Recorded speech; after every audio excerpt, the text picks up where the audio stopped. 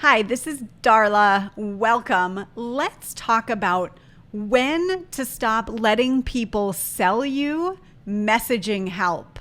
How about that? So if you're an entrepreneur and you are growing your business, maybe you're a coach, consultant, healer, light worker of some sort, a creative who wants to do deeper transformational work with your clients, because you know there's a way that you love to serve people that has them transform at the core. Like the beliefs or the energies that used to hold them back no longer hold them back because of who you are and the work that you do.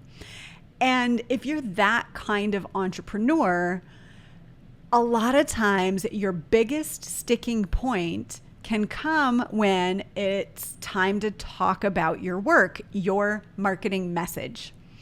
And I know I've had this trouble. I can still have this trouble of thinking, how do I talk about what I do? And am I choosing the right words to describe what I do?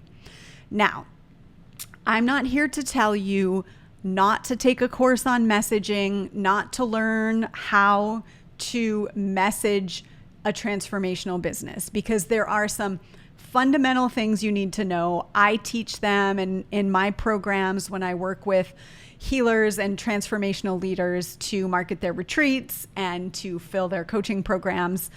So it's great to learn some things about messaging, because a lot of times we need some basics, right? Like understanding that it's more valuable to talk about the transformational outcome than it is to talk about the steps of your process, for example. This is like a basic, messaging 101.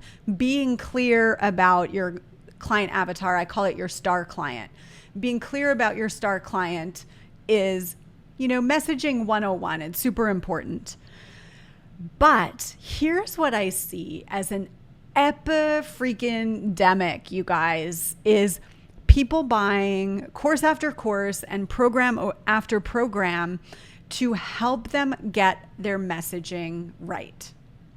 Now, here's how to know when to stop doing that. Because again, I'm not saying it's not helpful. I've hired people to help me, write a sales page or write an about page. I've done a lot of work on, helping me kind of mine those stories that are really great for me, for example. So none of this is bad.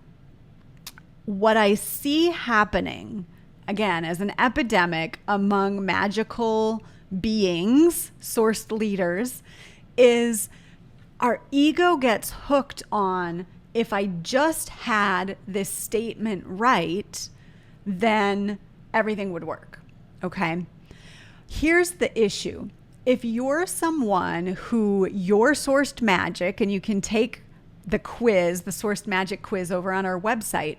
If your sourced magic is one that requires you to be in the present moment and speak your message, then all of this work to get the perfect message is going to lead you astray, because someone might have a great idea for a message that's really catchy, right? It's the perfect tagline or the perfect program name for someone, but maybe it's not the right name for you.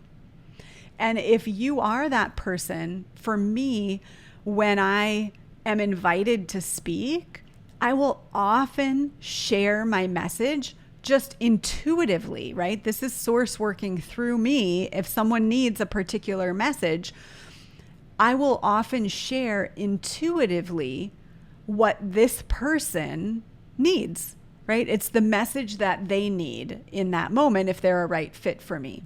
So if I were, for example, writing out the perfect elevator pitch, and I'm in my head trying to think of what was that statement that I wrote, rather than allowing my intuition to work through me, I may not be able to get that person the message that they actually need, right? Because I'm giving them the message that I think I should have to sound good.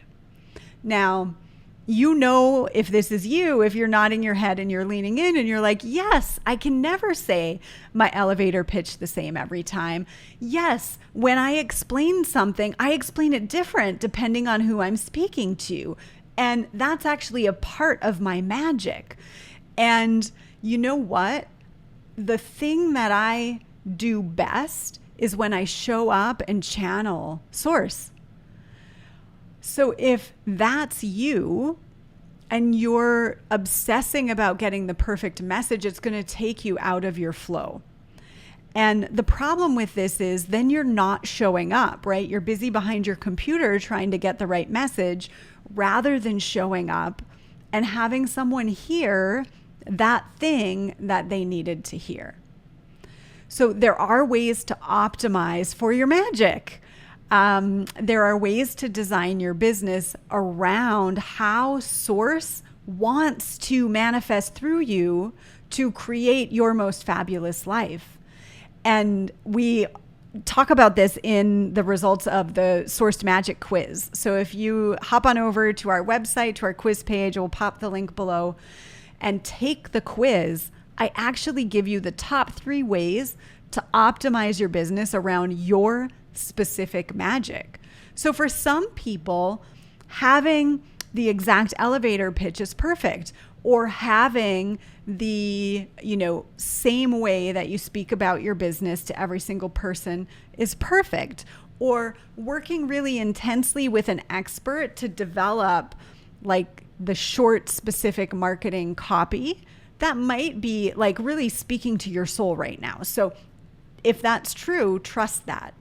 If you are finding that you keep making yourself wrong because you don't have it perfect yet, keep trying different approaches and they're not resonating for you, and ultimately you're procrastinating putting your voice out there because of all of this, most likely you're just trying to operate against the way your magic naturally works. Take a breath. Trust yourself. You are more than enough. You don't have to do all the things everybody else is doing. You can honor how your soul is calling you to work. And if you have all of those thoughts coming up that say, but what if, but can I trust myself, but am I enough? Get some support to heal those thoughts that are hidden from your view, this default energy that you can't see, so that you can empower and trust your natural inner knowing as an entrepreneur, as a leader, and as a healer on this planet, because the world needs your genius now, not when your message is perfect. Thank you.